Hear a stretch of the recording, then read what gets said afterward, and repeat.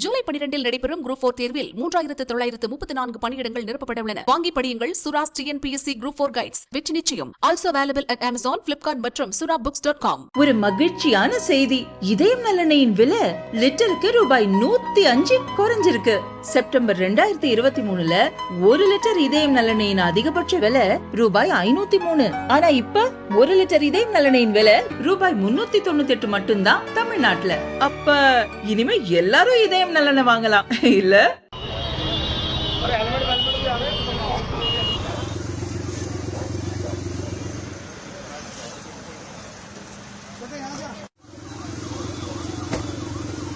காஷ்மீர் பகல்காமில் நடந்த பயங்கரவாத தாக்குதலை தொடர்ந்து பாகிஸ்தானில் உள்ள இந்தியர்களை நாடு திரும்பவும் இங்குள்ள பாகிஸ்தானியர்கள் வெளியேறவும் மத்திய அரசு உத்தரவிட்டது.